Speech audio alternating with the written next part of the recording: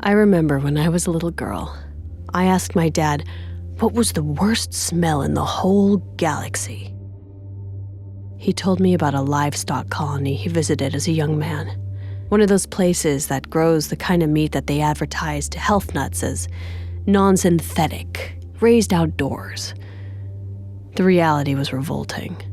Cattle, packed in, shoulder to shoulder, all the way to the horizon. They were jammed so tight, feeder bots outfitted with buggy wheels literally drove across their backs. The air was thick with flies and disease, and the stench of cows that got sick and died where they stood, their meat putrefying under the red sun. He described it all so vividly. I felt like I was there. And when I was growing up, I was so proud that my dad had smelled the worst smell in the galaxy. But of course he hadn't. Because he hadn't smelled the inside of a Kig-Yar pirate ship. Let me go! Please don't antagonize the bird monster! They dragged us through the belly of their ship. The walls and floor were covered with years of soot, guano, purple blood, everything caked so thick, it took on an almost cave-like texture. Baby, what are they saying? They're taking you to the airlock just up ahead. Are we going to die? That is a likely scenario. Oh, it's a beautiful language, isn't it? The guard turned his back just for a second, and Bostwick was on top of him. Bostwick's quick, but the Kig-Yar are quicker. He cranked his head down, sending Bostwick sprawling across the room. Bostwick looked dazed, but accomplished as she held a fistful of Kig-Yar feathers in her hand. The creature got down low, right in Bostwick's face. He looked her dead in the eyes. She wasn't so tough anymore. She was shaking, paralyzed with fear. We all were. I tried to think, but my mind felt like paste. I couldn't string thoughts together. He says he is now opting to send you all out the airlock in pieces. And now he's swearing. And, oh, well, I'm not translating that. People describe your life flashing in front of your eyes before you die. That's not how it is. It's not in your eyes. You don't see it. It's a mass remembering, an explosion across your whole mind, every synapse firing at once. I thought about my first kitten, my last cigarette, the skin on my grandmother's ear, a phone call I tapped 3 years ago, what I had for dinner last week, thousands of moments, remarkable and unremarkable, flooding past in an instant. Pharaoh's memories, Maya's memories, they all started to coalesce. My memories as Pharaoh were violent and passionate. As Maya, my life was quiet, secretive, academic. Growing up, I wanted to be a professor. I studied xenopsychology because I wanted to know how other minds worked. Back then, I honestly didn't think about how the military would need people who could analyze alien behavior. But they snatched me up. And during the Covenant War, I worked for Oni, psychologically profiling the enemy. I must have written hundreds of reports on Sangheili honor debts and Kig-Yar. And then suddenly, it all came rushing into focus. Baby, translate this exactly. I've met many of your species, but even for jackals, you are incompetent fools. Are you trying to make things worse? Trust me, just do it. You see, the Kig-Yar are scavengers. Greedy, opportunistic. Tell them they're imbeciles, ignorant nestlings to throw away such valuable prisoners. But the Kig-Yar are also cowards. Well, I can't say this outcome was anything but predictable. The leader turned away from Bostwick and ran at me, jaws open, threatening. He stopped inches from my throat. His breath was hot and wet and reeked of death. I didn't move a muscle. It was a dominance ritual, a social pissing contest. The Kig-Yar will never pick a fight they don't know they can win. He could take me physically, but now he was wondering, what did I know that he didn't? What do you think your ship mistress will say when she hears you've let such valuable prisoners float off into space? He just stood there, his milky yellow eyes darting back and forth between my own, furious. But now, clearly afraid.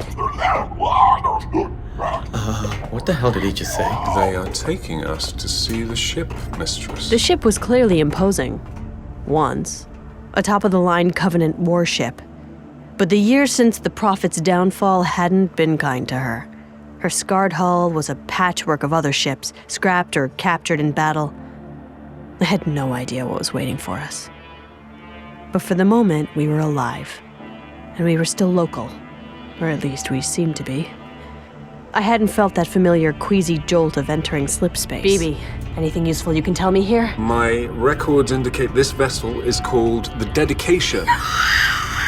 No. Wrong. Suddenly, we were face to face with the ship mistress. Dedication. Covenant name. My ship. My name. Roughly translated, the ship mistress would like to welcome you aboard the Rampant Perdition. Turzal was the biggest Kig-Yar I'd ever seen.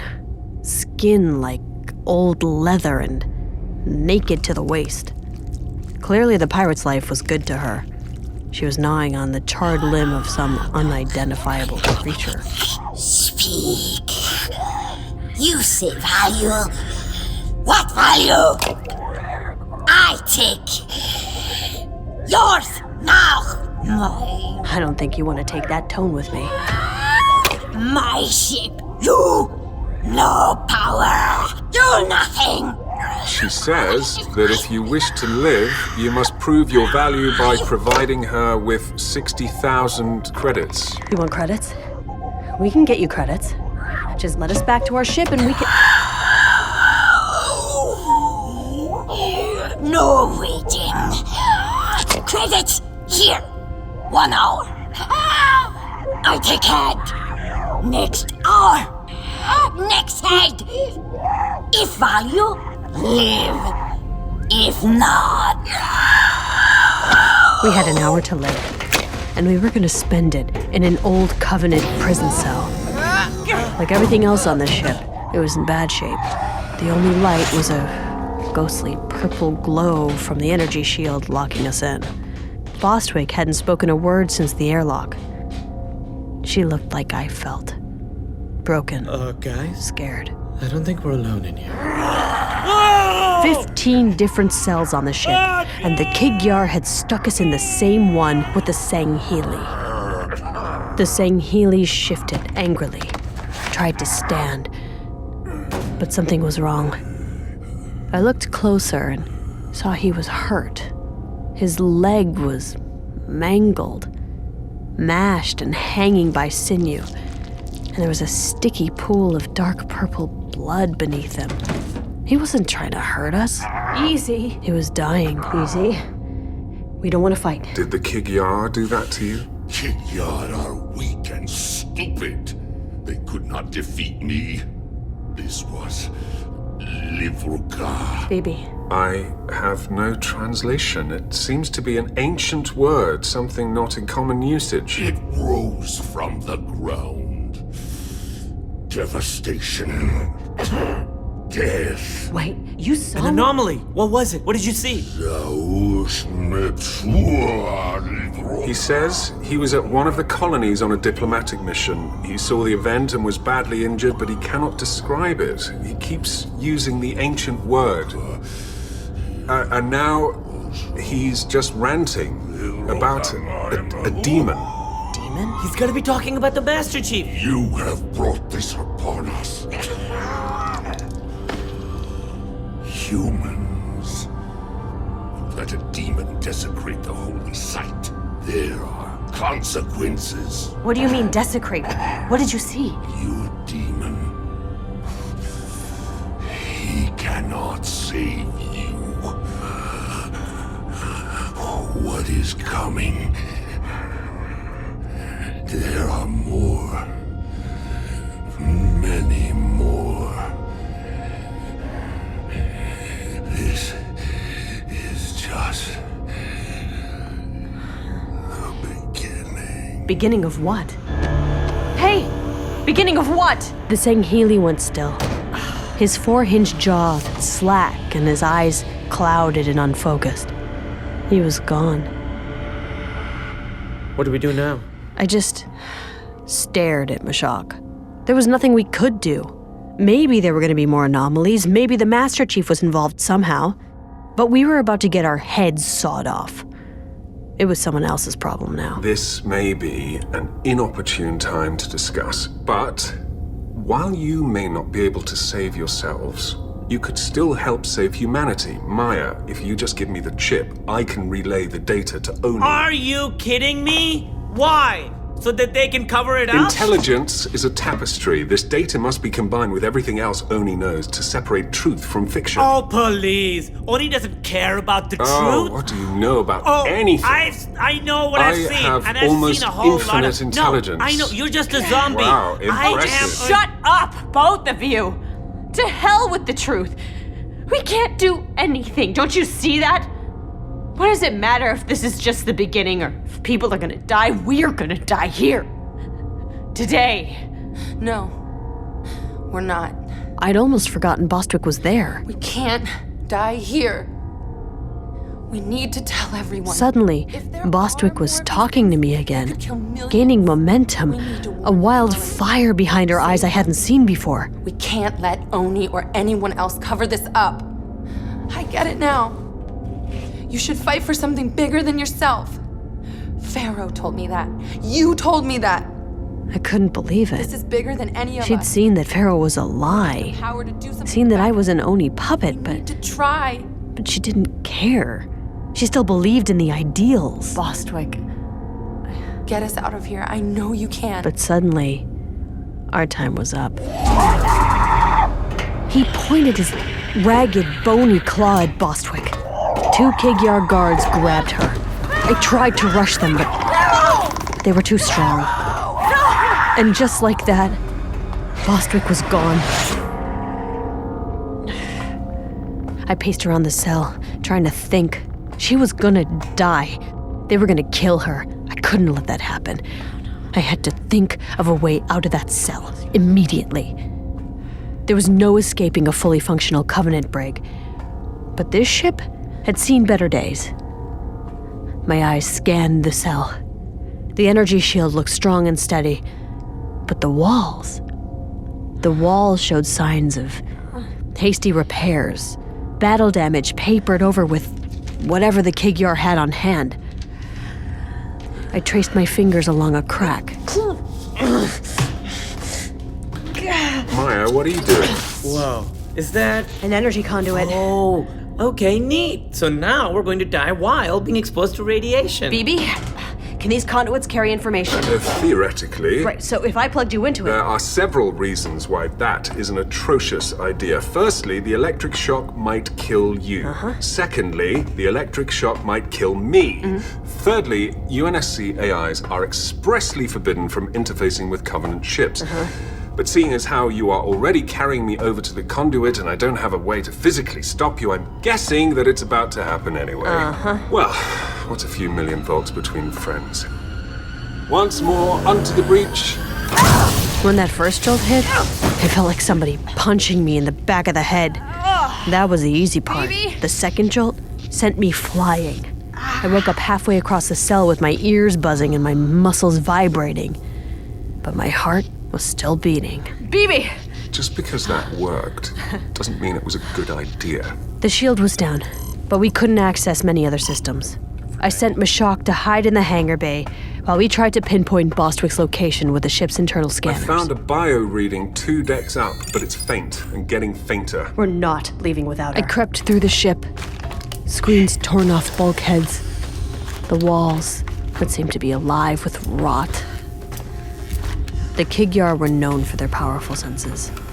That's why the Covenant made them scouts. I had to be silent, but the floor was so cluttered. Every step was perilous.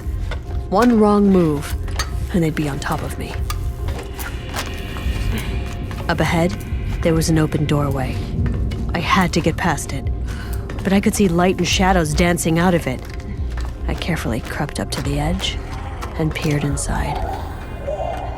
The room was filthy, packed with Kig-Yar all crouched on the ground in tight circles. They were agitated, heads up, paying full attention. They'd spot me in a second if I tried to sneak by. But then, another Kig-Yar entered. He was tall and lean and had bright quills. An officer, maybe. He was carrying a heavy vat. He stopped at each circle and ladled out some ungodly stew onto the ground, filled with flesh and eyes. I almost gagged when I saw it. As it slopped in front of each circle, the Kig-Yar went ballistic, burying their faces in the piles, fighting each other to get their fill. I realized they were distracted, and the moment the last circle had been served, I rushed past the open door and started up the maintenance ladder, climbing as quickly and quietly as I could. The scanner showed Bostwick was directly above us, but I had no way of knowing if she was alone, or even still alive. When I got to the top, I leaned out of the maintenance shaft, my eyes adjusting to the darkness. And then my heart stopped cold. The room was filled with Covenant soldiers. Was it an ambush? Then I realized they weren't moving. They were staked to the walls, severed limbs and body parts of Covenant elites and brutes. A few human Marines, too. They were arranged in gruesome tableaus, like some sort of history of the war told through taxidermy. Then I spotted her, strapped to a table at the end of the hall, a Kig-Yar surgeon preparing his tools above her. He was getting ready to add her to the collection. I needed a weapon, anything. There was only one thing I could possibly use. It was a brute, or more specifically, his skull. Bleached white and massive. I quietly lifted it and crept up on him.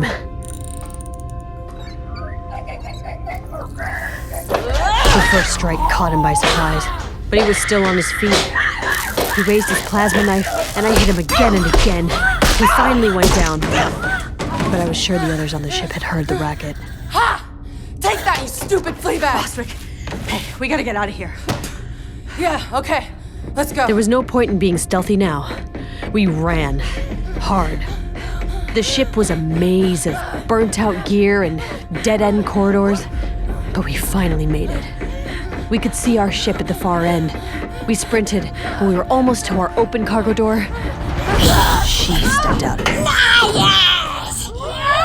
Jerzal had caught us.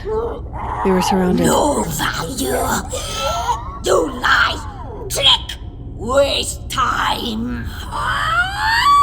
I'm guessing she's not telling our men to let us go. It's hard to precisely translate her instructions, but they do involve clawing your eyes out. I knew I couldn't bluff our way out of this, but maybe I didn't have to. It suddenly occurred to me that I could offer her something of real value. I can prove our value with a question. Why hasn't this ship jumped to slip space yet? What sort of pirate attacks and then just hangs around risking retaliation? She says their ship is mighty and powerful. None can stand against them and live. No run. No hide. Strike. You're a liar. I've seen the condition of your ship. You're not going to slip space because you can't. Because your engines don't work and you have no idea how to fix them. Tell me I'm wrong. She had a powerful warship, but she was trapped in a single star system at subluminal speeds. She was a shark, stuck, preying on minnows. Impressive insight, Maya. For a human. My scans do indicate that the slip space engine is locked down, probably an old security measure put in place before the Kig-Yar seized the ship. You fix. Yes. This only value. We can fix it. But the price is our freedom and our ship. She hissed and leaned forward. The Kig-Yar stirred, uneasy, spring-loaded to unleash more violence, waiting anxiously for Jerzal's decree. I was anxious too. I felt like I just played my last card with her. And if she said no, I knew we were going to end up on that wall of horrors, one piece at a time. She leaned in close to me, and I felt her exhale on my face. I didn't breathe, but I didn't flinch either. You fix. You free.